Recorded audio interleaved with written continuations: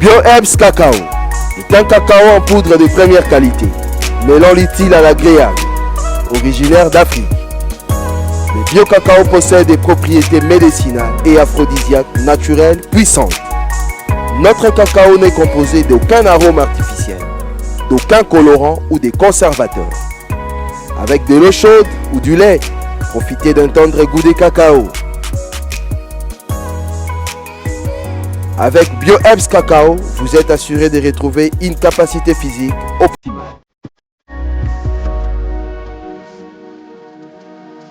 Un complément alimentaire conçu pour les hommes augmente la libido pour une santé sexuelle positive.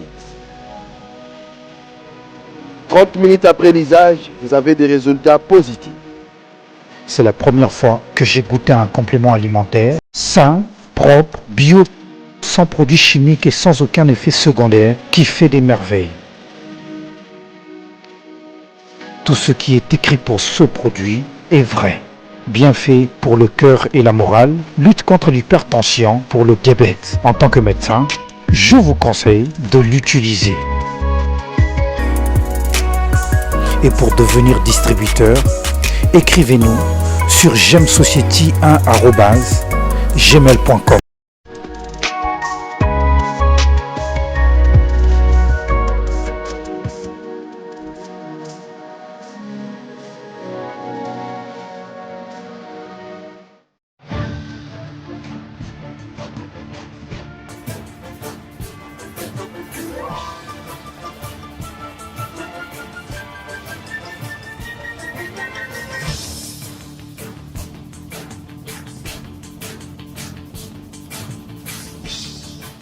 Mesdames et messieurs, merci de nous rejoindre dans la grande tribune de ce vendredi 23 décembre 2022. Nous terminons la semaine avec les confrères qui vont analyser l'actualité de la semaine et les plus grands sujets qui ont donc dominé la semaine. Nous parlons de ce départ de Moïse Katumbi de l'Union sacrée. Quel est l'avenir des ministres donc et députés pro au Katumbi? Deuxième sujet, conférence de gouverneurs à Mbandaka. Question, quels sont les défis, comment relever donc les défis du développement de la RDC face au regard des difficultés que présentent nos provinces, nos 26 provinces en République démocratique du Congo. Je suis avec 4 invités sur ce plateau. Il nous fait une fois l'honneur d'être avec nous, comme le vendredi passé, Monsieur Eric Izami, journaliste Antenne A et puis analyste politique. Bonjour Monsieur Eric, merci beaucoup de votre présence une nouvelle fois ici. Merci également à vous Dan Zinc pour l'invitation. Merci aux téléspectateurs, aux Congolais de partout où vous vous retrouvez. Nous sommes là pour vous servir et je crois que nous allons petit à petit donner quelque chose de nous pour participer à l'édification de notre chère patrie, la République démocratique. Une question d'actualité qui vous affectionne particulièrement, un biscuit? Un biscuit, mais bon, du côté négatif, parce que il y a quand même l'une d'entre nous qui s'en est allée pour toujours. Il s'agit de Mama Tchalamwana qui sera en principe inhumée aujourd'hui. Mama Tchalamwana, l'une des valeurs de notre culture, elle a hissé très haut les couleurs nationales à travers l'Afrique et pourquoi pas le monde. Elle s'en est allée depuis le 10 décembre si je ne m'abuse. Nous sommes en deuil, donc je voulais quand même saluer son œuvre et surtout le fait qu'elle a rappelé dans l'une de ses chansons, une réalité humaine importante. Malou. Dans Malou, moi, je connais pas les Louba très bien, mais l'on dit que chacun de nous a un problème. Chacun de nous ici peut participer à la solution du problème. Et donc, ça m'a paru quelque chose d'interpellateur. Chez nous, par moment, il y a des gens qui peuvent croire qu'ils sont devenus la moitié des dieux. Non. Nous sommes tous limités. Chacun de nous a un problème. Alors, il ne faut pas en créer davantage. Au contraire, mutualisons les énergies. J'ai toujours plaidé pour ça. Mutualiser les énergies. Voilà, pour pouvoir faire gagner le Congo. D'accord. Merci beaucoup, Monsieur Eric. Francis Lochoudi, vous nous faites également honneur d'être avec nous aujourd'hui. Bonjour, Francis, et merci aussi de cet honneur que vous nous faites. Merci beaucoup, cher Dan. C'est aussi un honneur pour moi de partager ce grand plateau avec des confrères qui sont sur ces rendez-vous de week-end. Merci à vous de nous avoir invités pour partager, parler la République. Alors, une question d'actualité que vous souhaitez commenter. Une question d'actualité, bon, Eric l'a dit, nous venions de perdre une grande dame, une artiste musicienne qui a fait pas mal de choses dans ce pays, et donc nous tenons aussi à saluer sa mémoire, et nous disons que l'artiste ne meurt jamais, et à travers ses œuvres nous allons continuer à la célébrer et à nous rappeler toujours d'elle. Merci beaucoup. On l'appelle coach. Monsieur Eugène Kandolo nous fait l'honneur d'être avec nous également sur ce plateau. Il retrouve son confrère d'antenne A, Eric Izami. Bonjour monsieur Eugène, merci beaucoup de l'honneur. Bonjour Dan, c'est moi qui te remercie pour l'invitation. Okay. Est-ce que vous avez un sujet d'actualité que vous souhaitez commenter également? Bon, c'est vrai, les confrères l'ont dit, mais après il y a plusieurs sujets aujourd'hui qui défrayent la chronique. Ouais. Mais il faut sortir en exergue le fait qu'aujourd'hui nous sommes le 23, n'est-ce pas? Ouais. Demain c'est le 24, c'est le lancement du processus d'enrôlement, et c'est quand même un événement très symbolique pour les processus électoraux qui est censé commencer et nous conduire au nouveau cycle qui nous attend après ce cycle de 2018 qui a fait couler donc les salives. Merci beaucoup. Quel est l'avenir des ministres et des députés pro-Katumbi, mais avant la question des élections, monsieur Ekizami? Le délai d'enrôlement est relativement court par rapport au cycle précédent. Est-ce que c'est techniquement tenable? Bon, si on le veut, on peut toujours arriver. Hein. J'ai parlé de Maman Tchalamouana en primeur parce qu'elle est parmi celles qui pouvaient aussi participer tant soit peu à la sensibilisation de l'ensemble de la population comme pour aller aux élections. Dans ses œuvres, elle pouvait appeler plusieurs de Congolais pour participer. Bon, je crois que c'est un grand événement, comme a soulevé Eugène Kandolo, parce que malheureusement, encore une fois chez nous, nous sommes restés à la traîne. Pourquoi est-ce la population nous pose souvent la question, mais pourquoi est-ce qu'à chaque fois lorsqu'arrive le moment d'aller aux élections, on va toujours faire l'identification et l'enrôlement? C'est simplement parce que depuis que Mobutu est parti, nous n'avons pas réussi jusqu'ici à tenir à jour notre fichier de l'état civil au niveau national. C'est comme ça que je nous encourage, je dis je nous encourage. Quand vous avez un enfant qui naît, amenez celui-ci au niveau de la commune pour qu'il soit enregistré. Et lorsqu'il sera enregistré après l'attestation de naissance qui vous sera délivrée au niveau de la maternité, là-bas au niveau de la commune, on va vous donner l'acte de naissance. Ces documents-là de l'acte de naissance va attester son existence juridique. Lorsqu'il aura atteint l'âge nubile, l'âge de la majorité, fixé chez nous à 18 ans, celui-ci, s'il n'a pas eu de problème de justice, il va avoir son droit au vote. Alors, on a manqué de carte d'identité depuis de longues années. On a beau pérorer ici, X, Y, mais nous sommes loin du compte. Nous n'avons pas encore réussi, comme je l'ai dit, à tenir à jour notre fichier de l'état civil. Mais venons-en maintenant à la grande opération d'identification et d'enrôlement des électeurs, comme ça va commencer demain, samedi 24 décembre 2022, pour l'ère opérationnelle 1 qui compte 10 provinces.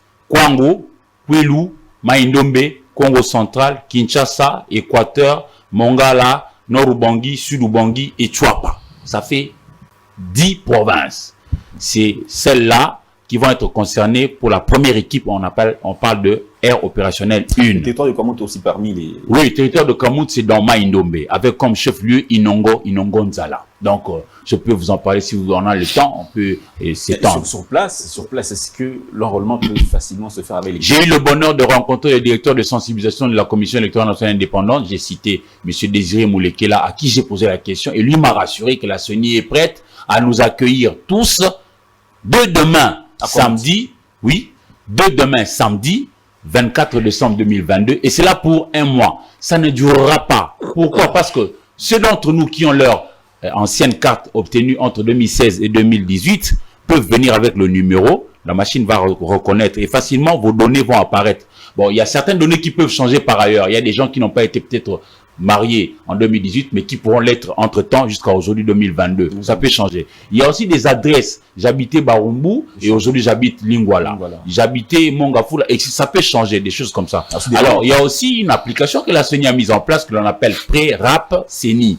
Là, ça peut nous aider tous, pour ceux qui aiment, qui affectionnent les nouvelles technologies de l'information et de la communication, à pouvoir déjà faire leur enregistrement préalablement à la maison. Et lorsqu'ils viennent, seulement c'est pour qu'on pique et on gagne en termes de temps au niveau du centre d'inscription. C'est très important. Mais il y a une attitude d'écrier chez nous où on parle de Nzombo le soir. Non, ne prêtons pas flanc à ça.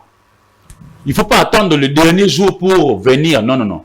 Demain, samedi 24 décembre 2000. Déjà à partir de oui, demain. À 8h déjà, les centres sont ouverts. Mais oui, allons-y donc nous faire enrôler. Allons-y nous faire enrôler en gagnant en termes de temps. La question, quand on va aller dans l'autre zone, la zone Est, où nous avons les territoires qui sont occupés notamment par l'M23, ça risque d'être un peu compliqué. Non, Dan, moi je suis optimiste. Vous savez, je suis de ceux qui pensent que les élections, en commençant par la préparation jusqu'à arriver au jour du vote, c'est un moment où l'on peut bien tâter les fonctionnements d'un État. Parce que chacun de pans de la nation donne sa participation à ce que l'État. S'il y a blocage au niveau des lois, tous nous savons que c'est le Parlement. Donc vous, députés nationaux et sénateurs, vous n'avez pas fait votre travail. Quand il y a un problème d'argent, nous savons que c'est vous le gouvernement. Quand il y a un problème d'insécurité, comme vous l'évoquez là, nous savons que ça relève notamment, parce que c'est à l'intérieur du ministère de l'Intérieur. C'est à ce ministère-là que revient le devoir de pouvoir assurer la sécurité, la quiétude des uns et des autres pour se déplacer, se mouvoir et aller nous faire enrôler. C'est important. Faisons confiance à la CENI. Dès demain déjà, 24 décembre 2022, allons-y gagner en termes de temps. Disons aux nôtres de le faire autant. Merci beaucoup, M. Eric. M. Francis Ochoudi, votre lecture de cette question d'enrôlement des électeurs dans la grande partie ouest, on va dire. Alors, Dan, merci beaucoup. Je pense que tout ce que nous pouvons faire, c'est d'appeler à la mobilisation, à l'engouement pour que les gens se fassent enrôler. Mais c'est d'ailleurs pour ça qu'on l'appelle processus. Et donc, s'il y a enrôlement qui débute demain, ça veut dire qu'il y a un grappin dans le processus électoral. Mais est-ce que c'est rassurant? Vous avez posé la question à Eric sur les zones en tension avec insécurité, par exemple les cas de l'Est de la RDC, Kwamoutou et les autres. Bon, quand on vous dit que la CENI vous rassure que les gens peuvent aller se faire enrôler en toute sécurité, nous ne pouvons que faire foi à cette déclaration de la CENI. Aux autorités comment dire, de promettre ou de dire qu'il y aura vraiment la sécurité, c'est pas le rôle des présidents. Dernièrement, il y a eu le Premier ministre qui était en visite à la centrale électorale et qui lui-même a rassuré, il a dit que toutes les options sont prises en compte pour que les gens se fassent enrôler en toute sécurité. Ça, c'est un élément et c'est très important. Mais de l'autre côté, au niveau du bureau de la CENI, nous avions dit il n'y a pas longtemps que les violets ne s'accordent pas au niveau du bureau. Vous vous rappelez avec la publication du calendrier électoral où visiblement vous aviez vu. Elle a changé d'avis, hein, je vous apprends. Mais est-ce a changé d'avis? Elle a rejoint l'équipe. Est-ce qu'elle a changé d'avis parce que c'est sa volonté? Il n'y a pas eu de pression. Est-ce que demain, on ne va pas revivre la même situation? Est-ce que Kadima... Laissez-moi avancer. Le résultat, c'est bon. Nous avions vu les calendriers électoraux être publiés. C'est un résultat. Mais qu'est-ce qui a concouru à ce qu'on obtienne ces résultats-là? C'est aussi ça la question. Obtenir un résultat, organiser les élections, c'est le résultat. Mais de quelle élection on va parler? Et donc, faut pas donner l'impression que lorsqu'on s'attend à un certain résultat, ça nous empêche d'analyser les corollaires de ce qui va nous amener à ces résultats-là. Et donc, je disais que nous avons besoin d'abord qu'il y ait un même langage au niveau du bureau de la CENI pour ne pas donner l'occasion à des contestations, parce que quand au niveau de la maison, au niveau de l'organisation, au niveau des membres qui organisent la CENI, il n'y a pas la cohésion, ça va donner l'opportunité aux autres, aux opposants, aux gens qui n'attendent les chaos, de spéculer sur certaines choses. Et donc, c'est sous cet angle-là que je voudrais rebondir. Monsieur, j'ai votre lecture de cette question. J'allais rebondir pour dire que nous disions la même chose avec Francis, mais seulement, je ne voulais pas qu'on ait l'impression qu'il y a blocage par rapport à ça, parce que Eric l'a dit. On a vu tous déjà hier Madame Patricia, la parole, à descendre dans le Congo central pour aller sensibiliser. Donc, qu'il y ait pression ou qu'il y ait une négociation, ça relève de la spéculation. Donc, nous avons, parce que avant qu'elle fasse sa lettre, la PR, ce n'était pas ni moi, ni Francis, ni Eric qui lui avait dit de faire la lettre ou bien qui avait constaté quoi que ce soit. Je crois que ça entre en ligne des comptes des exercices de la démocratie, de l'apprentissage, parce que personne ne connaît tout.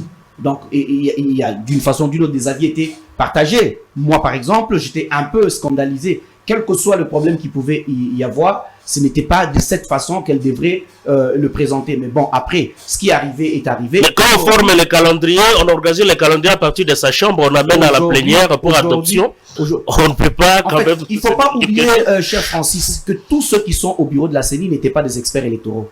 Avant tout. Et que ce n'est pas parce que tu as des fonctions au niveau du bureau de la CENI que tu as une expertise technique sur le plan des élections. Ça, c'est des nuances à faire. On peut avoir une fonction politique, mais on n'a pas le background qu'il faut. Et du coup, en fait, on ne va pas associer tout le monde sur, par exemple, les calculs de quotient. Déjà, il n'y a que le député ici au Parlement. Tu sais combien de députés... Je vous rappelle que Madame Seya est rapporteur de la CENI.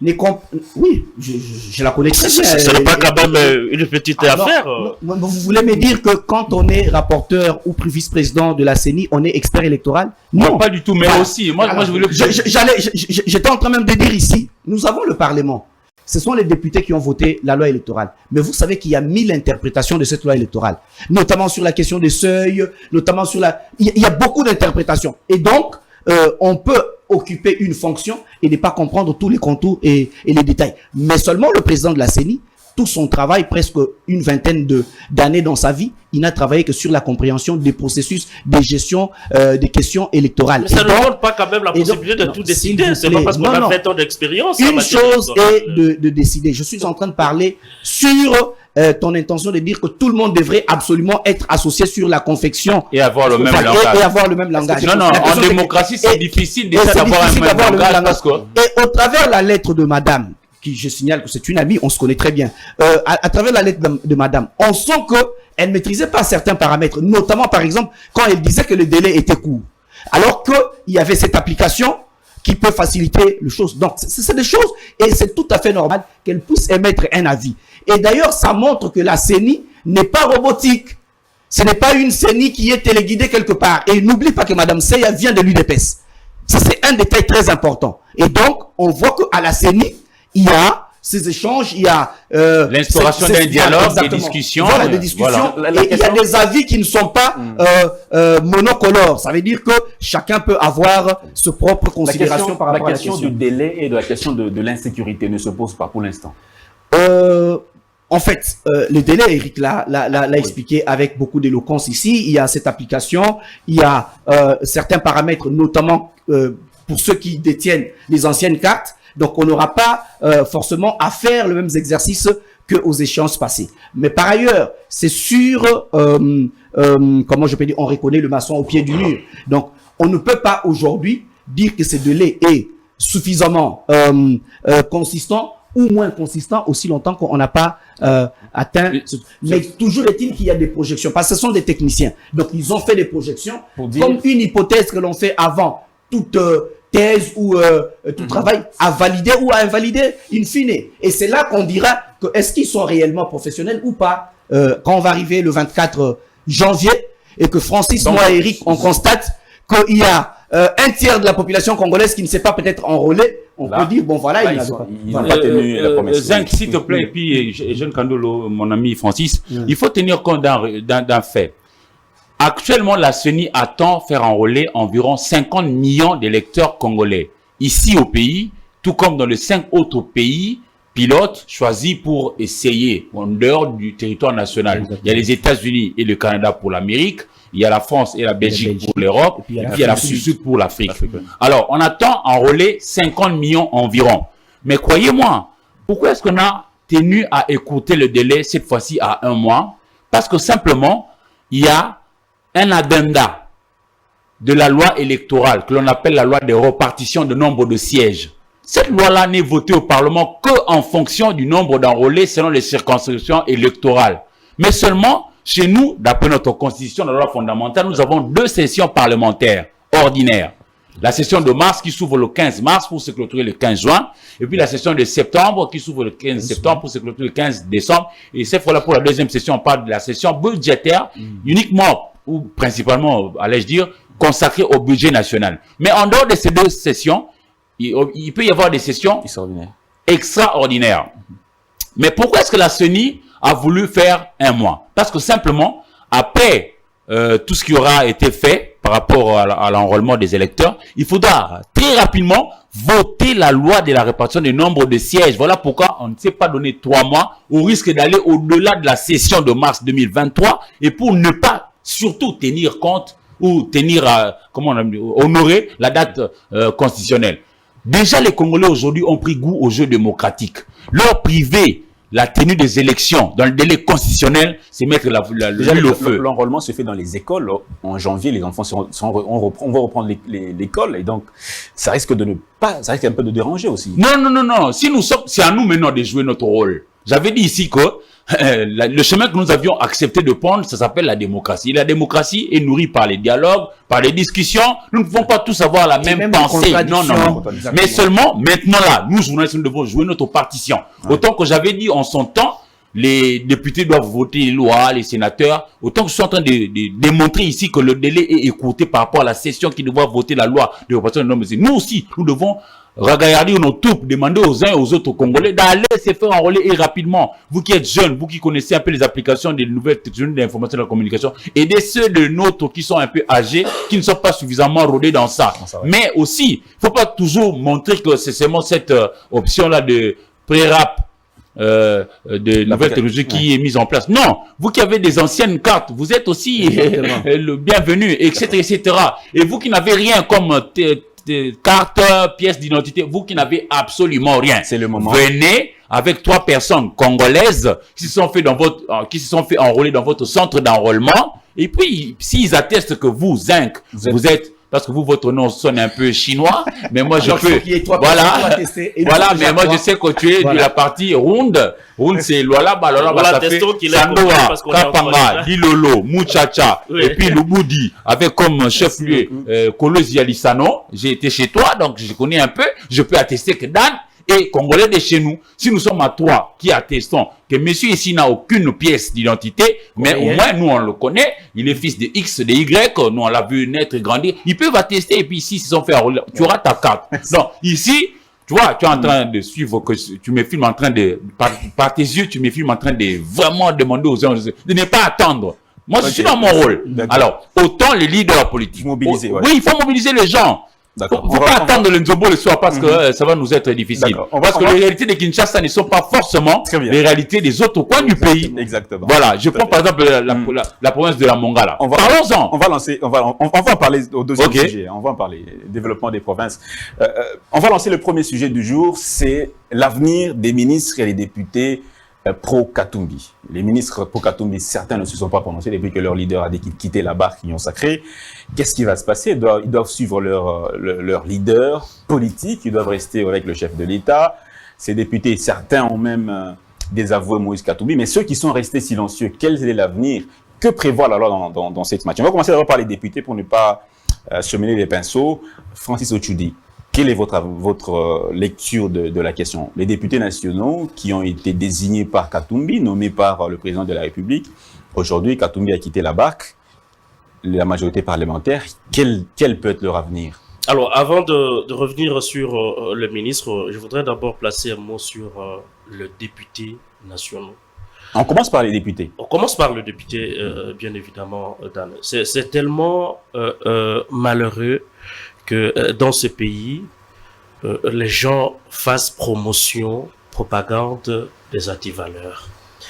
Au regard de la nature juridique du rapport entre le parti politique et un élu sur la liste d'un parti politique, il est clair qu'on ne peut pas, à ces moments-là, le député ne peut pas se prévaloir, exercer ce pouvoir comme étant indépendant aussi longtemps qu'on est élu sur la liste des partis politiques. Malheureusement, nous sommes dans un pays où le texte et loi sont utilisés pour besoin de cause. Ça veut dire que aujourd'hui, si je suis au pouvoir et que je constate que de l'article de la Constitution est en défaveur avec ce que moi je préfère ou en défaveur avec mes aspirations, je chercherai par tout le moyen d'aller à la Cour constitutionnelle pour une certaine interprétation, pourvu qu'on me donne raison. Ce qui est marrant ici, c'est de voir parmi les députés qui aujourd'hui, un leader, ça veut dire que le président d'un regroupement politique ou d'un parti politique qui était dans la majorité, aussitôt il se retire je prends le cas de l'Union sacrée parce que c'est de l'Union sacrée qu'on est en train de parler, je ne voudrais pas tergiverser là-dessus. Du moment où le leader se retire de l'Union sacrée et tant d'autres regroupements politiques qu'on a eu même avant, FCC et le reste, vous verrez toujours un groupe... La Constitution parle des partis politiques, pas de regroupement. Moi, je parle de... Oui, c'est parti... Je parlais de la nature juridique entre un parti politique et un élu sur la liste de ce parti politique-là. On ne peut pas se réveiller un matin. On a payé pour vous la caution. On vous donne le moyen de propagande. À ce moment-là, vous n'êtes pas indépendant. Et après, on vous donne quelques biens, on vous rassure sur l'avenir politique.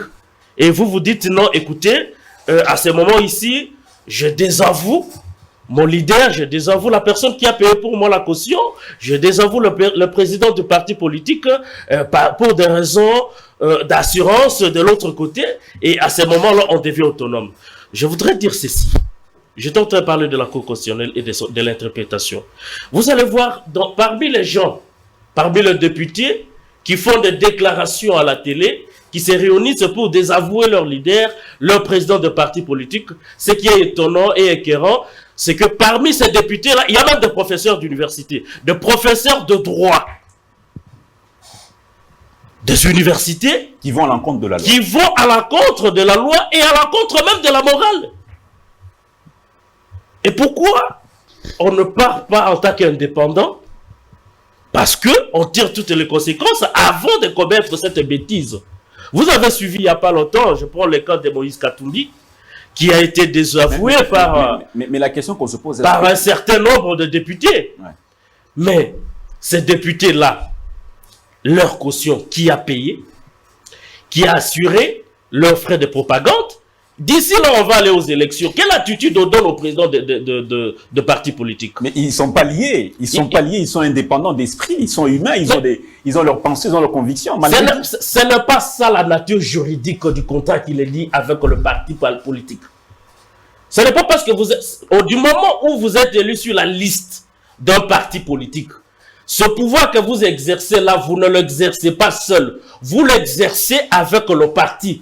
Et donc, la bonne chose, la meilleure des choses à faire ici, au moment où vous voulez être indépendant d'esprit, je ne sais pas, ou spirituel, c'est de commencer par renoncer au mandat qui vous a été attribué, qui vous a été facilité par le parti politique. C'est aussi ça, être honnête. Et ce n'est pas parce qu'on vous assure, on va vous nommer ministre demain, et par manque de moralité, parce que nous sommes gérés par une classe politique tellement immorale, qu'on ne tient même pas compte des valeurs. Donc ça, c'est du côté des députés. Je ne sais pas si vous permettez que j'attende pour le ministre. Non, on va prendre un deuxième volet. En tout cas, c'est les commentaires que j'avais à faire pour ce qui est de députés. Monsieur Jean Kandolo. Ouais, merci Dan. Francis reste sur l'idéal. Je suis tout à fait d'accord avec lui. Mais le fait ici, il faut vraiment le factualiser. Nous sommes en train de parler des députés qui n'ont pas été élus sur la liste d'un parti qui s'appelle Ensemble. Il y a des députés de MS, il y a des députés de AMK, il y a les députés de ARC et tout ce que vous voulez. Et en cours du mandat, eux-mêmes, c'est d'abord les autorités de ce parti, qui était une plateforme électorale qui s'appelait Ensemble pour la République. Ils décident de créer un méga parti, comme eux-mêmes ils appellent, et ce parti-là n'a pas envoyé un seul député à l'Assemblée. Donc, il n'y a pas un député d'Ensemble au sein de l'hémicycle. Il n'y en a pas. Et donc, c'est Ensemble qui a renoncé à AMK, à MS, parce qu'aujourd'hui, même les présidents de partis comme ARC, Kamitatu, se retrouvent membres du président du parti ensemble, et ça crée déjà la confusion. Et donc, ça ouvre une brèche, et ça devient une cour du roi Péto. Qu'est-ce qui se passe? Les députés sont malins, et ça ne date pas d'aujourd'hui. Un député, on peut évoquer le cas de Yves Kisombe à l'époque, ce que dit la loi, parce que nous parlons de la loi, pour faire parler la loi dit, si un député démissionne de son propre gré, il renonce au mandat qu'il a. Maintenant, qu'est-ce qui se passe? Les députés ne démissionnent jamais. Les députés restent, ils veulent qu'on les pousse à la porte. Exactement. Et qu'est-ce qui se passe? Lui, soit il commence à sécher les réunions, il a de voix discordantes sur la place publique contre son parti, mais c'est son parti qui décide, et c'est comme ça qu'on a eu des termes comme auto-exclusion, parce que quand vous êtes exclu par le parti, vous gardez votre mandat. C'est exactement ce qui se passe. Et donc, on n'a pas vu un seul député, parmi tous ceux-là, que Francis considère comme les immoraux, et qui ne comprennent pas la loi et qui sont des professeurs, je n'ai pas vu un seul dire, je renonce à AMK, je renonce à EMS, il n'y en a pas. Ça ne viendra pas non plus. Voilà, ça ne viendra pas. Et même, par rapport à cela, parce que le constat était que au congrès de Ensemble, on n'a pas vu beaucoup d'élus, ni pas du tout des ministres, tu vois, au congrès du parti. En fait, il n'y a pas une contrainte par rapport à la loi parce que ces gens, ils sont à l'hémicycle, ils n'ont pas au nom de Ensemble. Mais seulement, je ne sais pas si réellement, parce que Francis a beaucoup d'informations, notamment sur l'argent qu'on leur avait donné, sur la caution qu'on a payée et tout ça. Mais en tant que journaliste, mais aussi en tant que coach, on échange quand même avec moi. J'accompagne des politiques, ça fait 10 ans. On a certaines informations. Ce n'est pas toujours ce qu'on nous présente qui est vrai. Il y a des gens, certes, qui peuvent avoir peut-être eu la caution, mais qui n'ont jamais eu l'argent d'accompagnement pour leur campagne, qui ont battu des campagnes avec des moyens de bord. Parce que si on te donne réellement de l'argent, tu ne peux pas aller faire de cotisation. Je prends l'exemple, par exemple, de Christelle Vouanga. On n'a pas fait une campagne extraordinaire qui montre qu'il y avait autant de sous derrière elle qu'on peut imaginer. Il y a des partis alliés. Moi, j'ai formé des partis, ce sont des secrets professionnels, qui sont dans la grande coalition de Ensemble, notamment. Par des voies de moralité. En fait, justement, mais c'est ce que j'ai dit. Ici, sur le factuel, non, c'est pas automatique. Les leaders, nous avions un autre parti, ou bien nous avons une mosaïque de partis. Ils décident qu'on puisse tuer tous les partis en cours de mandat. Alors que, constitutionnellement, ce sont ce parti qui nous engage au sein de l'hémicycle. On tue ce parti, on crée notre parti. Mais ils ne sont pas liés à ce parti par rapport au mandat qu'ils ont législatif. Et donc, ce n'est pas une question de moralité, c'est une question même de conscience et de responsabilité. Parce que je ne suis pas à l'hémicycle au nom de Ensemble, et donc, je ne vois pas ce qui m'engage pour renoncer ou bien, je ne sais pas moi, être obligé d'aller là-bas. Maintenant, il y a aussi autre chose. Les contextes même du congrès de Ensemble, c'est un contexte très délicat. Parce que tu étais dans Union Sacrée, où tu as tes députés, tu vois, et tu te décides de quitter en ces moments-là.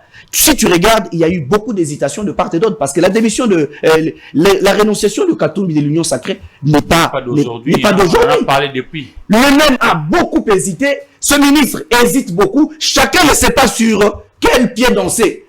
Tantôt, c'est un peu comme un marché de dupes. Tantôt, est-ce que c'est une finesse? Tantôt, même lui-même, il ne donne pas un mot d'ordre à ses ministres pour quitter Union Sacrée. Il dit que j'ai quitté, mais il ne dit pas comme les ministres et les députés doivent quitter. Et ça reste aussi une brèche, tu vois. Si on veut étudier les éléments de langage de part et d'autre, on se rendra compte qu'on ne peut pas commencer à condamner activement les uns et les autres, parce que c'est une situation assez ambiguë, complexe, et même devant la loi, et même devant la morale et devant l'éthique, on ne peut pas s'empresser. Il n'y a pas de vide juridique. Il n'y a pas de vide juridique. Non, il n'y a pas de vide parce que je t'ai montré que les députés les sont par AMK, EMS, et d'autres ARC, tu vois, et d'autres partis, ils ne sont pas là par ensemble. Ça, c'est un. Et des deux, il n'y a aucun député qui est venu dire que j'ai quitté ARC. j'ai quitté AMS, parce que c'est ça le parti qui le lie au Parlement. Maintenant, s'il dit par exemple que j'ai quitté Ensemble, ou bien que nous deux avouons, mais ça n'a pas eu une conséquence sur le Parlement. Le mandat. Tu vois, sur le mandat parlementaire. Et ça, c'est la vérité. Jouer prochainement. Voilà. Et ça, c'est la vérité, et c'est important de le dire. Parce qu'en tant qu'intellectuel, surtout en tant que journaliste, on doit apprendre à dire la vérité sur le factuel. Et c'est ça, la vérité. Merci beaucoup pour votre lecture, monsieur Eugène Kandolo. Monsieur Eric Izami, votre lecture de cette question. On se Il y a rappellera d'un professeur tendances qui avait opposées. dit, il y a un professeur de Sciences Po qui en Europe qui avait dit, j'ai pas eu son nom, les amis peuvent m'aider à le retrouver. Il dit, posez-moi toutes les questions que vous voulez en rapport avec le processus électoral dans des pays divers et variés, mais pour la République démocratique du Congo, non, je ne pourrais pas m'avancer. Parce que chez nous, généralement, il faut tenir compte de notre configuration politique. Nous avons 450 tribus, 250 dialectes, 26 provinces aujourd'hui, 88 000 villages, autant de regroupements, etc., etc. Pour moi, les élections qui arrivent vont vraiment être les élections qui vont nous donner la bonne photo de notre pays. Pourquoi je le dis? Jusqu'aujourd'hui, à moins que je ne sois contredit par mes collègues, les votes chez nous restent encore ethnologiques, tribales. On vote encore un frère, un proche, quelqu'un que l'on connaît. Ce n'est pas encore véritablement parti, ce n'est pas encore véritablement idéologie, ce n'est surtout même pas encore programme. Parce que j'invite le Congolais à ne pas négliger le programme que développera X ou Y, mais encore faut-il en avoir les aptitudes naturelles, parce qu'il y a des gens qui peuvent vous proposer un discours mielleux, mais qui au fond, mais c'est de coquille vide. Ça peut aussi arriver. Pourquoi je dis que les élections prochaines seront celles qui vont nous donner la véritable photo, selon qu'on a évolué? Parce que je suis en train de remarquer qu'on a 4 grands groupes sociologiques chez nous. En 60, c'est les Bakongo qui ont gagné et tout ça. Le chef de l'État, c'était un Mukongo. Je ne voudrais pas ici nous inviter à être tribal. Non, le dénominateur commun, c'est les Congos. Mais n'oublions pas, n'occultons pas que nous sommes séparés comme les doigts de la main, mais liés nous tous dans cette même main. Les Bakongo avec Kasavubu. Après, c'était les Bangala. Ensuite, c'était les Swahili. Kabila, père et fils. Et puis, in fine, c'est les centres, les Baluba. Pour moi, la population aujourd'hui a maintenant toutes les données de la manière de penser politique, de la manière de gérer la nation, la Respublica, selon que l'on est dans le bloc Congo, Ngala, Swahiliphone ou Luba. Maintenant, on a toute la mosaïque, toute l'équipe complète. Maintenant, on va aller encore une fois aux élections, cette fois-là maintenant pour élire celui qui sera, pour moi, le meilleur d'entre nous, pour pouvoir nous apporter 2 choses, principalement, la paix et le pain. Et c'est seulement lorsque nous aurons la paix et le pain que nous parlerons de progrès. On est trop à la traîne. Là vous êtes plus sur la question électorale que la question liée notamment au mandat des députés nationaux, leur avenir politique. Il a évoqué le professeur. C'est comme ça que je fais un postulat ici. Le professeur. Je ne voudrais pas rentrer. Je vais me noyer là-bas. Je vais me noyer. C'est tellement complexe, subtil. Justement, c'est comme ça que j'ai dit, les élections prochaines vont vraiment nous donner la bonne photo. Pour moi. Pour vous. Voilà. Très bien. Francis Ochoudi. Peut-être pour chuter avec... terminé, on va... cette question de députés nationaux. Qu'est-ce qu'il on doit parler des ministres aussi. Oui, peut-être c'est que Eugène a oublié de dire, il a oublié dans quelles conditions on a créé l'Union sacrée qui est aujourd'hui. Qui n'est pas une... qui n'a aucune valeur juridique. Non, je ne parle pas encore de la... On parle de la... Je parle encore, je suis encore sur la dimension de la moralité. Je ne parle pas encore de la dimension juridique de l'Union sacrée. Je voudrais seulement vous montrer, mais c'est jeune, comment on est arrivé à créer l'Union sacrée. C'est avec le député du PPRD. Qui n'ont pas renoncé, effectivement, vous voulez dire qu'ici, qui n'ont pas renoncé au PPRD comme parti politique. Mais on les appelle aujourd'hui des députés mosaïques du PPRD. Est-ce que vous voyez un peu ce que ça fait? On se veut un pays respectable et respectueux. Ça veut dire que ces députés devraient normalement perdre leur mandat. Normalement, parce qu'on ne peut pas vous appeler... Vous êtes élu sur la liste du PPRD. Demain, on vous appelle PPRD mosaïque. Est-ce que c'est le même PPRD? Et j'ai parlé, vous aviez dit, j'ai des informations comme journaliste sur le promesse faite à ces députés-là. Vous avez vu des députés, je ne viens pas citer des noms ici, des députés du PPRD qui ont été tout simplement approchés par le pouvoir et qui sont aujourd'hui des ministres. Est-ce qu'ils ont perdu leur mandat? Ils continuent, ils ont des suppléants. Qui, je ne sais pas, aujourd'hui... Est-ce que quand on devient ministre, on doit perdre le mandat? Je parle ils ont des suppléants. Ils étaient d'abord députés avant de devenir ministres. Oui. Ça, c'est un élément. Mais les suppléants sont ils ont renoncé au PPRD.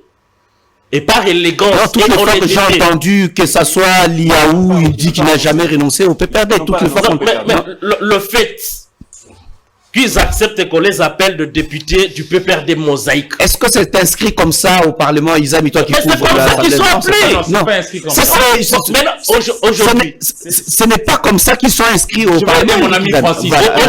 Dan, excusez. J'aurais voulu qu'on me laisse avancer avec mon argument. Non, mais parce que ce que tu dis, ça risque de passer comme si c'est comme ça. Ils ont changé de nom et que le nom c'est PPRD mosaïque. Toi qui couvres l'Assemblée, voilà. Ça, c'est pas changer pour ça, c'est tromper. C'est tout. Ce que vous dites là. C'est simplement une façon de tromper la vigilance. Mais on sait tous. Non, c'est pas nous. On sait tous. Parce que c'est toi qui confirme qu'ils ont changé de nom. Ils s'appellent Mosaïque. Je pose la question aux journalistes qui couvrent le Parlement. Ils ne sont plus du PPRD de Joseph Kabila. Aujourd'hui, on va pas se tromper ici. On va pas se mentir. Ils répondent aujourd'hui au dictat de l'Union sacrée. Et là, tu es sur les intentions. Le factuel, ça veut dire qu'ils doivent dire je démissionne. As-tu vu une lettre de démission des gens qui ont tourné dos au PPRD originel et qui ont accepté de coaliser avec l'Union sacrée. Mais tu écris encore un autre concept, PPRD original. Bon. Parce que du genre original par rapport aux mosaïques qu'on les appelle aujourd'hui. Mais Eric qui couvre le Parlement te dira que il n'y a pas de PPRD mosaïque. Vous avez parlé de partis politiques, de députés qui étaient élus sur la liste de partis politiques. D'autres, vous avez parlé des AMK, MS, ARC, voilà. Et donc, ils ne sont pas liés à Ensemble pour la République. Dans leur mandat. Alors, peut-être vous avez fait exprès de ne pas les dire ou de ne pas le reconnaître. Oui, tu peux me rappeler peut-être qu'il y a un élément important que j'ai tous ces partis politiques qui ont concouru à la création d'Assemble comme parti politique, englobant tous les partis, les autres ont appelé même ça des partis mallettes. Mais à ce moment-là, moi je suis président du parti politique. Et sur ma liste, que vous êtes arrivé à être élu député. J'accepte de coaliser. Je sais pas, je voudrais que vous me répondiez un peu sur ce plan-là. Exactement. J'accepte de prendre mon parti et coaliser. Donc, j'accepte de faire disparaître mon parti et me retrouver ensemble pour la République de Katumbi. Est-ce qu'à ce moment-là, quel est le rapport entre le président du parti politique qui a accepté de faire disparaître son parti sur la liste de laquelle vous avez été élu et à coaliser avec Katumbi. Le rapport entre le deux, est-ce que la décision prise par le président du parti lit ou ne lit pas le député? Très bien. Ça, c'est une question. Voilà. Je peux répondre à cette question parce qu'elle donne l'eau au moulin, même de ce que j'étais en train de dire. Ça, c'est manquer d'intelligence politique et de finesse. Parce que qu'est-ce qui se passe? Est-ce qu'il y a une démarche? Parce que la disposition n'existe pas. Une démarche qui consiste à aller maintenant au niveau des institutions, dire que tous nos partis se font et entrent dans un parti qu'on appelle Ensemble et que maintenant l'Assemblée nationale et le Sénat devraient considérer Ensemble et ne pas considérer les autres. Non, cette disposition n'existe pas. C'est justement tu mets l'eau au moulin. Et ça, je dis que c'est l'inintelligence. C'est un peu comme Eric l'a dit. Il fallait, même si ces partis-là Ensemble existaient, il fallait attendre d'aller jusqu'à la fin de cette législature et maintenant commencer à poser des actions au nom dans ça parce qu'eux-mêmes ils ont créé un monstre qui ne dépasse son nom. Aujourd'hui, les députés engagent Ensemble ou engagent AMK. au sein du Parlement. Or, juridiquement, et tu l'as dit, pour éviter l'immoralité que tu conseilles, que les acteurs politiques ne puissent pas, qui ne doivent pas s'habiller de cette immoralité, pour éviter cela, ça veut dire que les gens devraient respecter leur parti dans lequel ils étaient. Quand ça soit un deal entre le président du parti et généralement, c'est sur base de frustration. Parce que moi, je connais des partis où les membres n'étaient pas d'accord que le président, donc ces députés ne sont pas liés à la décision prise par le président. Justement, mais à quel moment est-ce qu'ils ont notifié le ministère de l'Intérieur? Parce que jusqu'à preuve du contraire, cette législature, AMK existe, MS existe, ARC existe, non? C'est justement ça. Je ne sais pas si je vais me tromper sur ce point-là, mais à ce que je sache, du moment où ces partis-là ont accepté, bon, on les appelle généralement des partis malades. On les appelle des partis malades. C'est une appellation. Arc avait des élus. Arc avait des élus. Tu parles de Arc de Olivier Kamitatou. Arc avait des élus. Voilà. C'est la grande question. Comment on peut accepter d'amener à Katumbi rien que les noms du parti et ne pas amener ce député? Mais c'est pas automatique.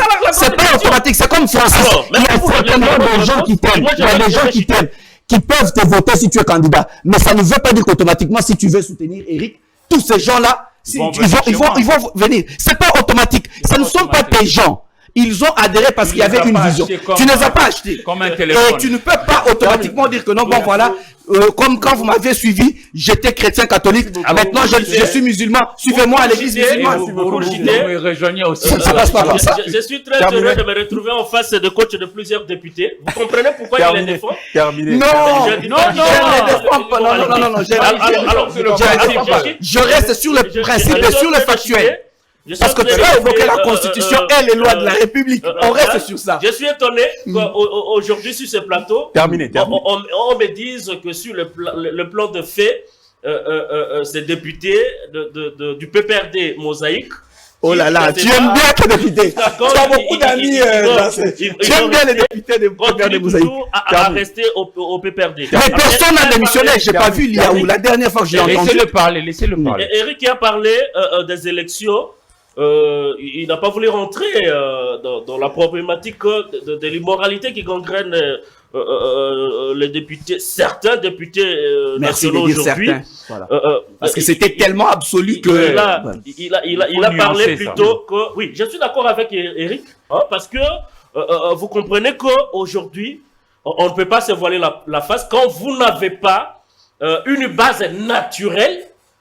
Vous aurez du mal à vous faire élire. Et donc, sur ce plan-là, Eric a raison, mais est-ce que, qu'est-ce qu'on peut faire? C'est aussi une grande question. Est-ce qu'on va toujours rester à être voté seulement par nos membres de famille, des gens qui nous connaissent mieux, quand bien même on part dormir à l'Assemblée nationale pendant que Félix Tshisekedi est en train de donner son discours. Et j'ai parlé que c'est comme ça que j'ai dit que c'est le prototype d'une génération à bannir. Non, mais des gens qui passent tout le temps à dormir à l'hémicycle. Oui, mais c'est comme ça vous comprenez. Et donc on ne peut pas continuer aujourd'hui à laisser nos familles voter pour nous, quand bien même on ne fait rien pour la République. C'est quelque chose qu'il faut décourager. Oui, mais Zinc, c'est à nous encore une fois. On va lancer encore une fois, la question à nous. Oui, justement, encore une fois à nous de jouer le rôle de la lumière, éclairer le nôtre, de notre communauté. Vous savez pourquoi est-ce que nous avons, par moments, certains acteurs qui se passent pour être des gens immoraux, mais qui ont pignon sur rue jusqu'à se faire élire et siéger au niveau du Parlement en notre nom? Seulement parce que nous n'avons pas suffisamment jusque-là réussi à jeter de la lumière suffisante pour éclairer notre population afin que celle-ci soit capable de pouvoir voter des gens valables. Parce qu'il y a eu quand même aussi des gens qui ont fait bouger les lignes. Je vous apprends, je vous rappelle juste qu'il y a eu un certain Kondeville à Kikanda qui a été élu à l'est du Congo central. Mais il a été maillot jaune dans les Kivu, notamment à Goma. Vous voyez, alors que chez lui, il s'était retrouvé le bec dans l'eau. Donc, c'est des efforts à faire. Nous sommes encore une jeune démocratie. Mais nous devons davantage évangéliser politiquement le nôtre. Combattre le tribalisme. Oui, combattre tout ça pour être dans ce que l'on appelle le socle Congo privilégié, le valeureux, le meilleur d'entre nous. Parce que être député, en fait, c'est jouer un peu le rôle d'un militaire. Si le militaire, lui, a son arme pour défendre l'intégrité territoriale au niveau des armes et le matériel pour lequel on nous a même demandé aujourd'hui d'acheter tout ce que nous voulons. Nous saluons les efforts du gouvernement et tout ça. Les députés, lui, défend la population par son verbe. Mais Francis a dit... Par son argumentaire. Il passe devant ses collègues au niveau de l'Assemblée, ou tout comme au niveau du Sénat, comme pour dire que voici la nécessité, pardon, pour la province de Sankourou, chez mon frère Francis Ochoudi. Il faut noter qu'on n'a rien là-bas. Voilà. C'est-à-dire il faut le dire. 62 ans après l'indépendance. Je n'ai pas honte de le dire. 62 ans après l'indépendance, Kolé, Loja, Lomela, Katako, Lubefu, Papa Wemba, et puis Lusambo, chef-lieu, il n'y a rien. Nous devons élire le meilleur d'entre nous pour que ceux-ci nous apportent deux choses majoritaires. À Loja, au Sankourou, il ne manque pas d'élite. Non, mais... Beaucoup d'élite. Vous parlez de quelle élite? Non. On a des élites politiques et non les élites du développement. Il faut faire la différence. Or, nous devons... Des élites politiques, elles ne font que des calculs politiques. Il ne faut pas des calculs de développement. Malheureusement. Et c'est pour ça qu'on est en train de sombrer. Voilà. La province est sombre tout justement parce qu'on n'a pas des acteurs de développement, mais on a des acteurs politiques qui ne font que rêver comment convaincre la population, obtenir des voix et aller passer tout le temps au Parlement. Et c'est mauvais. Et c'est mauvais. Je dis ici principalement, les Congolais nous attendent sur les deux terrains. Donnons aux Congolais la paix et le pain. Mais il y a une problématique. Il vient de dire que il y a des députés, des personnes qui ont un niveau intellectuel, qui sont capables de convaincre, mais dans les faits, c'est tout un autre problème. Mais oui, moi je suis de cet avis-là également. C'est comme ça que d'ailleurs, je voulais lui donner une autre piste. Hein. Quand il dit les professeurs d'université, les surcroît professeurs de droit, qui interprètent, pour moi, quand vous êtes en face d'un monsieur qui est professeur d'université, qui est dans la scène politique, dissociez les choses. Ne l'appelez pas professeur pendant qu'il est acteur politique. Ça oui, Eric a raison. Mais oui, Eric a raison. Ils nous ont beaucoup déçus. À l'université, on réfléchit avec sa tête à l'hémicycle ou sur le niveau politique, c'est avec ses babouches. Voilà, ça ne va pas. C'est très fort ça. On va avancer. On va prendre maintenant la question des ministres. Pour finir, répondre à la question, la problématique du développement des provinces. Monsieur Jean Kandolo, quel peut être l'avenir maintenant de ces ministres qui sont au gouvernement, qui ont été désignés par Moïse Katumbi et nommés par le président de la République? Que doivent-ils faire? Démissionner ou rester au gouvernement? Bon, le ministre doivent tirer les conséquences parce qu'un gouvernement, on les forme sur base d'une majorité parlementaire. Et Katumbi, en tant que chef de file, avait amené le sien au sein de cette majorité. Dès lors qu'il quitte, ça veut dire que ces ministres-là, en fait, n'engagent plus Katumbi. Alors, ils doivent tirer des conséquences. Les conséquences, soit, on en a vu certains qui ont déjà commencé à créer leur parti politique et se déclarer qu'ils vont soutenir le chef de l'État actuel pour son deuxième mandat. Mais est-ce que c'est une façon de faire appel du pied pour que le chef de l'État le garde dans le gouvernement si jamais il y a remaniement? Ça, c'est des questions que je ne veux pas répondre. Les peuvent les laisser travailler pour sa vision. Mais ça dépend. S'il apprécie... Ils sont tous fils du pays. Ils sont tous fils du pays. On a vu Sarkozy prendre Kouchner, qui était du PS. Il en a fait son ministre des Affaires étrangères. Alors que Sarkozy était de droite. Il était de droite. De gauche. Tu vois un peu ça. Et il n'avait pas demandé l'avis de quelqu'un, sauf de celui qui était concerné. Tu vois. Donc, dans la configuration, si le chef de l'État a suffisamment sa liberté et que il n'y a pas un blocage au niveau du Parlement, il peut garder certains de ces députés-là, tout comme il peut prendre Francis sans qu'il ne vienne d'un parti politique et qui vient juste dès lors qu'il a l'expertise, il peut le prendre. D'ailleurs, c'est même souhaitable que l'on prenne les gens selon leur expertise. Parce que jusque-là, les politiques avaient pris les gens en otage. Vous vous rappellerez que même ce gouvernement de Sama, avant qu'il soit mis en place, on disait qu'il y avait une ouverture parce que c'est un gouvernement qui a été la conséquence des consultations et lors des consultations, il y avait la société civile, il y avait les forces vives qui ont été consultées. Mais dommage. Et le monsieur qui a donné du poids à ces consultations-là, entre autres, il y a Moïse Katumbi. C'est quand il est venu que les choses ont et par conséquent, quand ça s'est formé, il fallait que ça soit aussi regardant sur le plan comment je peux dire, de la représentativité de force, notamment la société civile. Mais malheureusement, les politiques ont fait leur partage. Et parce que on se rappellera de l'épisode Kabunda a sorti le secret de l'échange entre le chef de l'État Moïse Katumbi et Jean-Pierre Bemba, qui à ce que les autres cherchaient tel ou tel autre poste. Maintenant, si le chef de l'État a suffisamment de contrôle sur la majorité parlementaire sans Katumbi, ça veut dire qu'on peut avoir un gouvernement où il choisit des ministres sans forcément que ça soit pour le quota d'eux. Maintenant, nous ne sommes pas encore là. On va voir comment ça va se passer parce que pour le moment, j'ai dit qu'il y a des hésitations de part et d'autre. Hésitation de la part de Katumbi, hésitation de la part de ses députés, hésitation de la part de ses ministres. On a vu même deux dont la rumeur avait circulé ici, le ministre de Plan et celui de Transport. Ils ne se sont jamais prononcés, mais à qui on a donné des propos qui ne sont pas les leurs. Et donc, jusque-là, on attend. On sait que, autre temps, le ministre de Transport pouvait facilement se déplacer pour aller à Kisangani dans le meeting. Mais ici, il s'agit du congrès. Le congrès est institutionnel et c'est une activité solennelle. Officielle. Mais il n'est pas parti. Donc, on ne peut pas aujourd'hui commencer à faire le prophétique ou les superfétatoires. Mais le silence, on attend dans le fait. Le silence est de Ce qui est vrai, il y a sûrement deux ministres qui vont sortir du gouvernement si jamais il y a remaniement. Donc, c'est au chef de l'État et au Premier ministre, s'il est reconduit, que ce soit lui qui fasse Sama 2, qui vont apprécier en fait la qualité de ministre. Une dernière question avant de donner la parole à Eric Izami. Ces ministres qui vont, s'il y a des ministres qui vont rester au gouvernement jusqu'à la fin du mandat du président, on va se dire qu'ils sont avec Katumbi, ils sont restés avec le président. Non, mais si vous restez, ça veut dire que vous n'êtes pas avec Katumbi, c'est une conséquence directe. Et si vous restez et que vous dites que vous êtes avec Katumbi, c'est un mensonge. Et ça sera de l'immoralité, tel que Francis l'a dit tout à l'heure. Et qu'est-ce qui va se passer? Certains ministres ne vont pas se prononcer maintenant. Mais si jamais il y a remaniement, ils vont nous faire l'épisode de Lisanga Bonganga. Donc ça veut dire c'est quand tu quittes le gouvernement, que tu redeviens katumbiste et tu commences à parler. Lisanga Bonganga était dans le gouvernement. Mais c'est plus que tu fais ça. Non, mais c'est l'incarnation de l'immoralité, ça. Donc il est resté, il a été ministre de sport, il est allé même avec l'équipe nationale. Et dès qu'on forme le gouvernement Lukamba, il devient la Mouka. Alors que, tu vois, je sais pas par quelle magie. Ils sont là qu'au gré de leurs intérêts. Et du coup, celui que Fayou trouve pour mettre porte-parole de... Bref. En fait, la question de l'immoralité, hein, elle gangrène vraiment. Là, je peux rencontrer Francis. C'est une question vraiment, que ce soit l'opposition, la majorité, la classe politique actuelle. Et c'est pour cela que beaucoup de gens appellent de tous leurs vœux le renouvellement de la classe politique parce que c'est très important.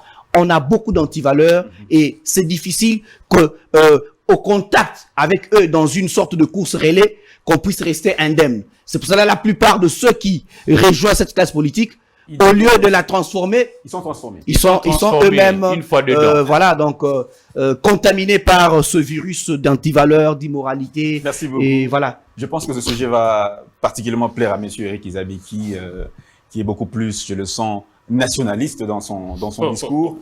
Défi de développement de la RDC, ce pays, le grand pays, la République démocratique du Congo. On va présenter ses caractéristiques: pauvreté élevée, accès très limité aux services essentiels, déficit d'infrastructures.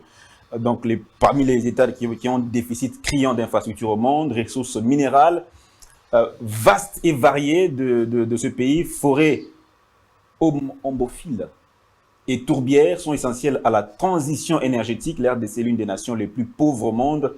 Selon la Banque mondiale, ils vivent avec moins de $2 par jour. Les investissements et les exportations du secteur minier restent les principaux moteurs de la croissance soutenue par l'amélioration des prix des minerais. Voilà donc la présentation brève de la RDC du point de vue économique et du point de vue structurel. Eric Izami, le défi du développement de la République démocratique du Congo, ça passe par plusieurs réformes, plusieurs initiatives. Le projet de développement de 145 territoires avait été lancé, mais on décrit déjà le faible pilotage, le financement qui n'est pas assez conséquent. C'est vraiment une question très importante. On ne sait même pas par où commencer, le développement de la RDC. Il faut commencer par la volonté, mais une volonté qui, à mon sens, doit être partagée. Je suis en train de noter qu'il y a beaucoup de volonté dans le chef de l'État, Félix-Antoine Tshisekedi Tshilombo, mais avec un bémol. Sa bonne volonté n'est pas suffisamment partagé par les autres institutions, à mon avis. J'aurais voulu, c'est-à-dire que la volonté que lui voulait dégager, ici à l'interne, puisse être partagée. Que je sente ça chez le président Mbosso, chez le président Bahati, chez les premiers ministres, chez les autres ministres, etc., etc. Que ça soit à ces trois niveaux-là. au niveau central, au niveau provincial, au niveau des entités territoriales. Ça partira la volonté. Du sommet à la base de la base. Oui, mais cette volonté, pour moi, doit être aiguisée par la sanction. Dans un sens comme dans un autre. Quand j'en appelle à la sanction, c'est-à-dire, quand Dan a bien fait, gratifions Dan. Quand j'ai mal fait aussi, on doit Quand sanctionner. Dan n'a pas bien fait, Mais sanctionne. qu'il ne soit pas gratifié, mais qu'il soit fouetté devant témoin. Ça va dissuader certaines mauvaises velléités. Je prends un cas. Le gouvernement a sorti de l'argent. Attends, on attendait tous l'arrivée du pape. Moi, je suis né, j'ai grandi à Barumbu, commune de Barumbu, ici à Kinshasa. Toutes les voies routières qui amènent vers le camp lieutenant-colonel Mbaki, la force aérienne, avaient vu commencer les travaux de réhabilitation de routes. Pourquoi? Parce que le pape François devait dire la messe là, au niveau de l'aéroport de Ndolo. On a évolué, jamais faisant, paf, le pape tombe malade malheureusement. Et le pape ne va plus venir. Et au moment où on a appris que le pape ne va plus venir, les travaux se sont arrêtés. Alors que le gouvernement avait déjà préalablement sorti l'argent. Il n'y a eu aucune sanction. Tous ceux qui ont touché à l'argent qui devait servir à la réhabilitation de ces routes, ils ont arrêté avec le travail. On ne les a pas sanctionnés. On ne dit mot. Parce qu'ils sont proches de X, parce qu'ils sont proches de Y. Il n'y a pas de suite. Il n'y a pas de Il n'y a communication. pas de suite aujourd'hui. Mais, malheur à eux, parce que le pape est guéri. Il dit encore qu'il renouvelle sa volonté que de revenir sur Kinshasa. Donc il nous faudra encore une fois, dites-moi, sortir de l'argent pour refaire le même route pour lequel on veut sortir l'argent. Il n'y a pas de sanctions. Donc cette volonté du chef n'est pas partagée jusqu'au niveau de Le chef, il doit sanctionner. Oui. Ou que si c'est pas On doit demander des comptes. Il doit donner l'impulsion aux instances habilitées pour que l'on puisse sanctionner. On doit sanctionner papa en bien comme en mal. Même à la maison. Figure-toi, lorsque ton enfant a fait 95%, ah ben tu lui achètes un cadeau en guise de l'encouragement. Mais quand celui-ci n'a pas bien travaillé, tu lui prives la télévision. Désormais, tu ne regardes pas des dessins animés pour l'empêcher à développer cette velléité qui veut le garder dans la médiocrité. C'est comme ça, mon frère. Le pays ici, c'est une merveille. Crois-moi, mon frère. Mais c'est une mentalité, malheureusement, ça a perduré, c'est devenu une mentalité que nous devons tordre. On n'a pas fait 10 ans avec Laurent Désiré Kabila. Mais dans le transport en commun, les systèmes de rail avaient connu son déclin avec la sanction. Quiconque s'emmenait avec un taxi avec 2 passagers à la place du côté du chauffeur, on sanctionnait. Est-ce qu'on voit ça encore? On ne voit plus ça. La sanction est importante dans la vie d'un humain. Nous envions certaines communautés, notamment l'Europe, l'Occident. Mais parce que justement là-bas, quand vous volez, il y a des sanctions. Le cas est un peu général. On a vu beaucoup de projets qui ont été lancés sous le mandat du président Kabila. On a eu des projets Kangalonzo, il y a eu des projets notamment modernisation, révolution de la modernité, beaucoup d'argent décaissé notamment pour la réhabilitation des infrastructures routières, hospitalières et même beaucoup d'argent avait été décaissé. Qu'est-ce qui manque? Quel est le problème pour que nous puissions toujours être dans un éternel recommencement? Dan, avec modestie, moi je suis de ceux qui pensent qu'on ne devient pas chef de l'État qui veut. Sinon, le Sphinx, Etienne Tshisekedi Wamulomba, aurait été président dans ce pays. Parce qu'il avait été soutenu par tous et pendant de longues années. Tout celui qui devient chef de l'État à la tête d'une nation, pour moi, Eric Izami, modestement, je pense qu'au-delà de tout ce que nous allons organiser, élection à gauche, élection à droite, il y a les sceaux de l'éternel. Que ce soit Mobutu, que ce soit Kassavou, que ce soit Kabila Joseph, que ce soit Kabila Laurent Désiré, que ce soit Félix Tshisekedi Tshilombo aujourd'hui, ça relève de Dieu. Alors, à lui de faire en sorte que de donner l'impulsion pour que chacun joue sa partition. Mon Dieu, merci. Y a-t-il pas un procureur général qui puisse sanctionner celui qui a pris tout l'argent qui devait servir à la réhabilitation de la route Kalamba-Mbouji? Merci Cette beaucoup. route-là devait faciliter le commerce entre le Kasaï central et l'Angola. Merci. Mais vous savez, il y a tellement de choses à faire. S'il te plaît, avant de donner la parole à nos amis, le projet de 145 territoires, c'est un très bon projet. Mais encore faut-il que nous passions vraiment à l'action. Nous avons beaucoup trop traîné. Quand on dit, par exemple, on va donner à chacun de territoire 10 millions de dollars américains, chez les uns, ça peut paraître beaucoup, chez les autres, ça peut paraître peu. Pourquoi? Nous sommes un vaste territoire. Je vous prends un cas. De toutes nos 26 provinces, la plus vaste, c'est la province de la Chopo. La province de la Chopo a un territoire qu'on appelle Bafouassende. Bafouassende, c'est le plus grand territoire de la République démocratique du Congo. Et croyez-moi, Bafouassende a la taille de tout le Rwanda réuni. Vous avez pris suffisamment de temps. Je dois prendre Francis rapidement. Francis, votre lecture. Pourquoi nous sommes dans cet éternel recommencement? De l'argent décaissé, des projets qui ne finissent jamais, il n'y a pas de sanctions, comme l'a dit Eric. Quel est le problème finalement? C'est le chef? C'est la justice? Quel est le problème? Alors, Dan, avant de revenir sur cette question, je voudrais placer un mot par rapport au ministre. On n'a pas posé la question. Si j'ai l'impression seulement un jeune qui a parlé. Moi, ça m'étonne que jusqu'aujourd'hui, qu'il n'y ait pas de démission au niveau du gouvernement.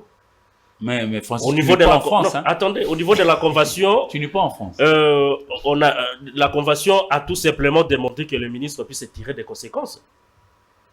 Et vous avez suivi, avant la convention, il y a le ministre du Plan, Christian Mwando, qui a dit clairement que il est un homme de valeur. Et que, avant de prendre une certaine position, d'être pour ou contre Katoum, être contre Katoum ou rester au gouvernement pendant que Katoum n'y est plus, pour lui, il faut d'abord commencer par se retirer du gouvernement. Jusque-là, Il ne pas s'autoproclamer l'homme de valeur, c'est la population de juger. C'est lui-même qui l'a dit. Mais Non, ça ne revient pas à lui de dire ça. C'est à la population de dire s'il est de allez valeur vérifier. ou pas. Il a dit qu'il est un homme de principe. Oui, mais ça fait 5 jours depuis que... C'est ce que j'ai dit. Il n'est pas un homme de principe. Attendre. Et moi, ça m'étonne que jusqu'à aujourd'hui, qu'il n'y ait pas de démission. Et donc, c'est comme ça qu'on insiste sur l'immoralité de cette classe politique. Est-ce que c'est Je pas... le répète, c'est le il y a des gens de valeur quand même. génération à Ils sont peu nombreux, mais il y a Est-ce des que gens c'est de pas- valeur. Ça, je le répète. C'est pas une conclusion hâtive. Mais on ne devait même pas attendre un tout petit peu. Non, attendre quoi? Et aussi aujourd'hui, on se réveille un bon matin et qu'il y a remaniement, on dit le gouvernement, Sam Lukonde est tombé. À ce moment-là, vous allez dire quoi? C'est tout simplement de l'immoralité. Et ça, il faut décourager en tant que journaliste, nous qui avions un contrat social avec la Et vous, les population, journalistes aussi, nous avons la quand vous allez aux responsabilité de décourager institutions, les quand vous allez antivaleurs. aux institutions, Alors. vous adoptez le même comportement et vous vous mêlez à la foule. Et c'est la Vous même êtes chose. au gouvernement pour les comptes d'un parti politique. Et par honnêteté, il faudrait commencer par démissionner et prendre tout autre engagement. Il ne faut pas être comme le marionnette qui ont créé des partis politiques tout en étant au gouvernement pour les comptes d'un autre parti. Ce n'est pas bon. Défi de développement. Quel exemple on donne à la jeunesse? Ce n'est pas intéressant. Vous allez mourir et laisser cet argent-là jusqu'au où vous allez rester cupide. Et donc, je reviens sur la question du développement. Non, Eric a parlé de la volonté du chef de l'État. Moi, je parle plutôt de l'impunité du chef de l'État. Oh oui, c'est de l'impunité. On vous amène combien d'enquêtes jusqu'ici menées par l'IGF que le chef de l'État lui-même glorifie. Où en sommes-nous avec les personnes arrêtées pour détournement des deniers publics? C'est de l'impunité. Vous voulez qu'on appelle ça quoi comme nom? Qu'on donne quel nom d'oiseau à cette attitude-là? C'est de l'impunité. Quelqu'un qui vole, quelqu'un qui est détourné, on vous amène de preuves. On l'arrête, il fait... Makala est devenu comme un lieu de repos pour les hommes politiques. On vous arrête aujourd'hui, demain vous obtenez une liberté provisoire. Là, c'est la Et justice. cette liberté provisoire, c'est une liberté éternelle. Là, c'est la justice, c'est pas le chef de l'État. Non! Mais la justice est... je ne suis pas juriste, mais on dit que la justice est dite au nom du chef de l'État. Donc, il est le garant des institutions, du bon fonctionnement. J'allais même oublier. Il est le garant du bon fonctionnement des institutions. Non, il doit donner... Quand la justice ne marche pas, vous voulez qu'on parle de qui? Des Fayoulou? Pendant qu'il y a un garant du bon fonctionnement des institutions. Il y a le Conseil supérieur de la magistrature. Attendez, Dan. J'aime bien un jeune, quand il parle de factuel. Oui, j'aimerais qu'on soit aussi factuel.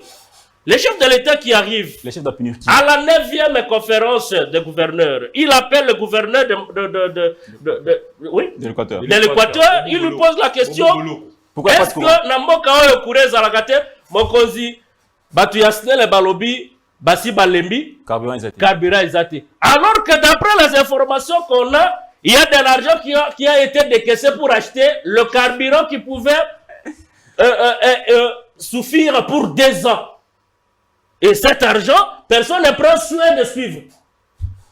Ici en Kinshasa, à 2 jours d'une grande manifestation d'un parti politique, on vous dit l'argent est parti en l'air. Aujourd'hui, on ne sait pas là où nous en sommes avec les enquêtes. Mais c'est de l'impunité, on ne prend pas soin de punir ces gens-là. Il a parlé de Laurent Désiré Kabila, que je salue ici la mémoire, parce que il a veillé sur ces principes-là. Quand vous commettez quelque chose, vous allez soit être puni de manière, parce que la punition, la sanction peut être positive ou négative. Merci Francis. Alors, elle est négative lorsque vous marchez en dehors des principes et lorsque vous exécutez, vous matérialisez la vision du chef de l'État. Dis-moi aujourd'hui à travers la République, quel est ce gouverneur, parce qu'on a parlé du projet de 145 territoires, quel est ce gouverneur à travers la République qui peut être sanctionné aujourd'hui de manière positive par le chef de l'État au motif qu'il matérialise à 80% la vision du chef de l'État. Et qu'est-ce qu'on fait? On regarde, on les applaudit. Merci. On nous a mené des affairistes à la tête des provinces. Et ça, si on continue avec cette allure, demain on reviendra sur ce plateau pour constater l'échec. Et puis ça sera fatal de ce projet de 145 jours qui sera un moyen de financement pour les propos, pour les élections de certains gouverneurs. Merci beaucoup Francis pour votre plaidoyer. Eugène Kandolo, quelle est votre lecture? C'est quoi le problème? Problème d'homme? Problème de la justice? C'est la justice qui fonctionne mal? C'est le manque de volonté? L'impunité? Quel est le problème des Congolais? Tu l'as bien dit, c'est un problème d'homme. La qualité d'homme pose problème. Laisse à désirer. Il y a souvent, je regarde un entretien que certains dignitaires de l'époque du maréchal Mobutu avaient accordé aux journalistes belges. Quand tu regardes la qualité voilà, exactement. Alors, tu te demandes, mais finalement, c'est quoi le problème dans ce pays? En fait, c'est pas le français 5 étoiles qui manque dans ces pays. C'est pas des arguments mieux ficelés qui manquent dans ces pays. Mais il y a quand même un problème de moralité. Il y a un problème d'éthique. Il y a des gens qui peuvent te faire une très belle théorie et tu vas leur donner le bon Dieu sans confession. Mais malheureusement, quand ils sont là, Eric l'a dit, pour ce projet de ceux qui ont touché l'argent pour la réhabilitation des infrastructures et notamment pour l'accueil du pape, on en parle chaque jour ici. Il n'y a pas que là, il y a aussi l'espace qui devrait être aménagé à Goma. Donc l'argent était déjà décaissé. Oui. Et les travaux se sont arrêtés et l'argent n'a pas été remboursé. Non. C'est ça en fait. Et des cas comme ça sont légion dans ce pays. Mais ce sont deux amis. Et tu verras même que la personne à qui on a par exemple donné la gestion de cet événement du pape a par exemple 4 fonctions officielles dans ce pays. Parce qu'il est ami d'eux. Il est en même temps, je sais pas moi, directeur de cabinet des ministres. Il est en même temps chargé de tels projets. Mais finalement, on est où? Il n'y a pas d'autres Congolais compétents qui peuvent faire ça. Mais c'est juste parce qu'il est dans le bonne grâce de son ami qui est placé tel endroit ou tel autre. Le chef ne punit pas. Non, mais par rapport à la question d'impunité, c'est pas le chef qui punit. Je suis désolé, même si le chef est garant du bon fonctionnement des institutions, il y a séparation du pouvoir.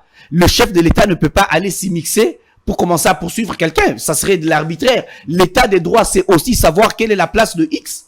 Et sinon, en fait, voilà, exactement. Et c'est très important de soulever ça. Mais il faut dire que lui-même, le chef de l'État, à plusieurs égards, et très dernièrement, même quand il fallait lancer ce concours, qui a été aussi un peu entaché de ces jeunes nouveaux magistrats, il a évoqué le fait que il y a vraiment des problèmes sérieux. Un cancer dans le chef de l'appareil judiciaire.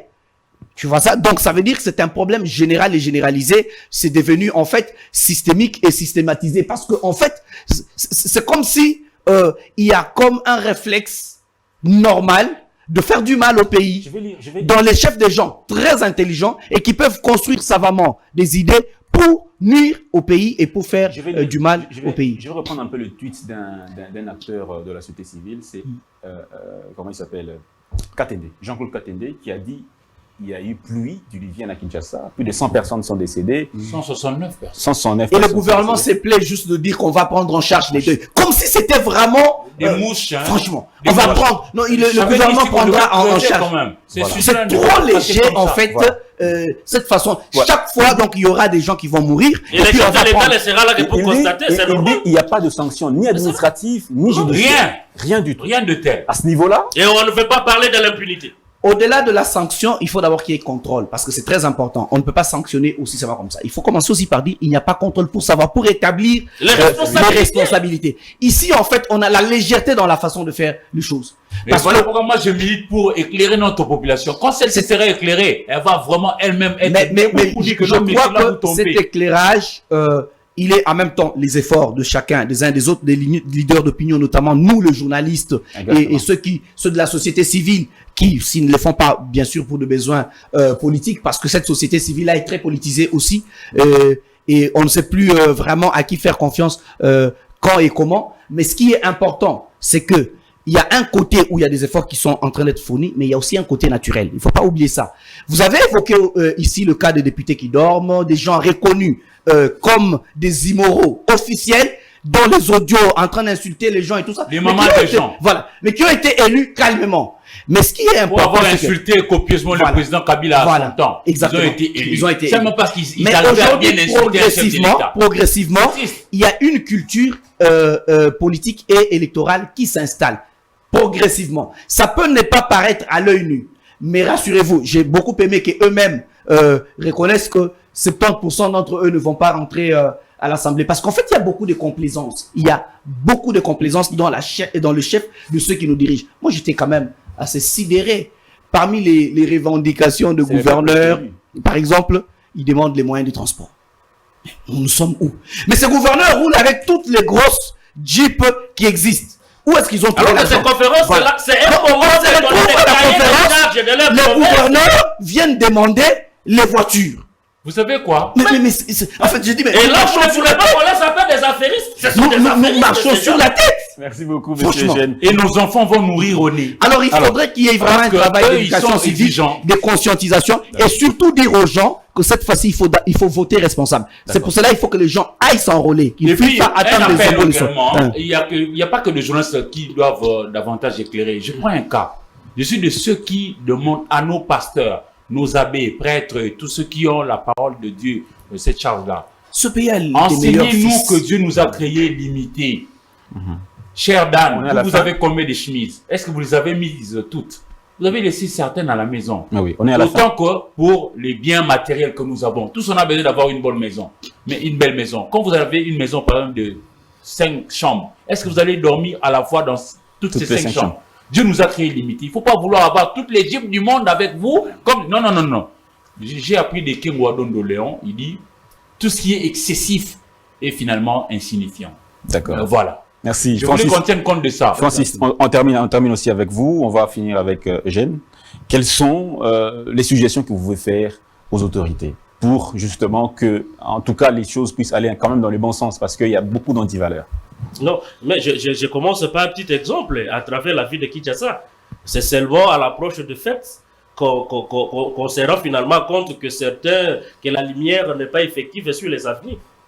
Donc il n'y a pas les suivis. Il faut faire les suivis.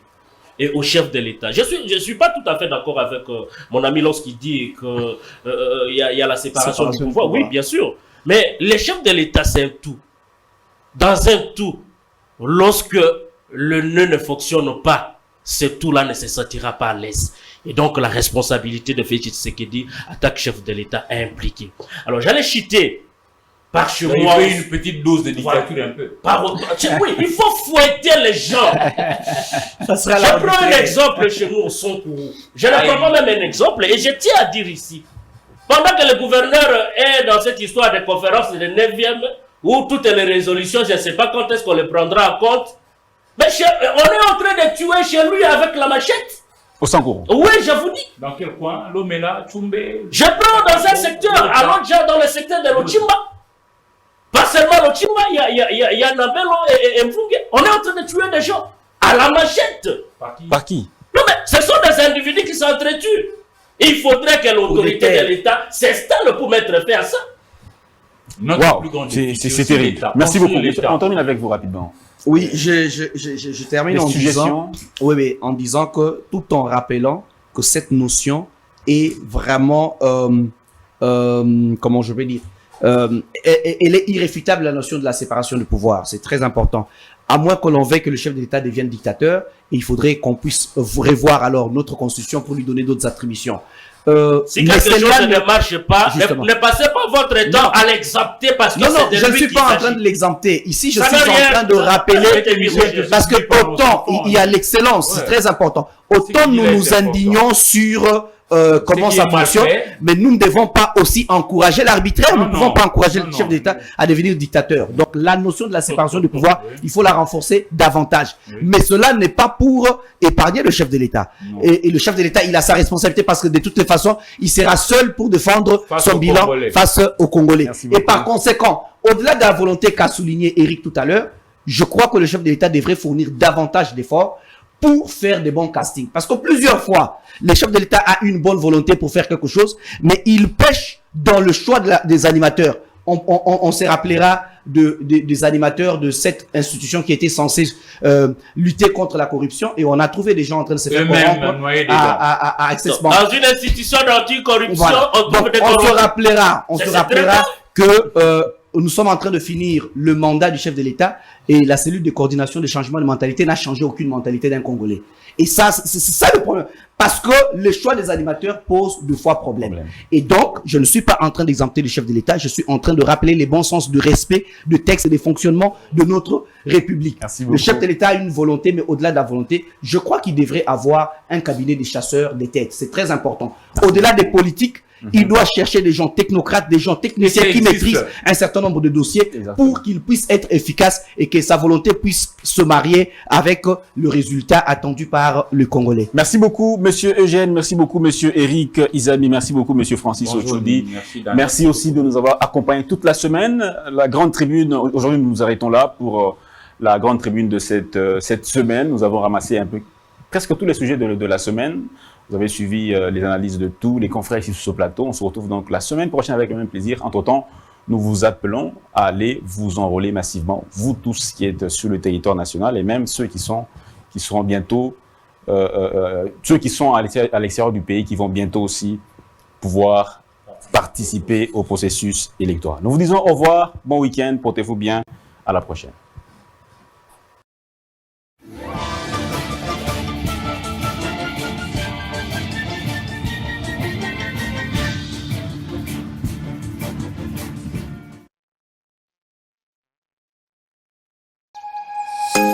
Nous sommes le pont entre les États-Unis, le Canada et la RDC.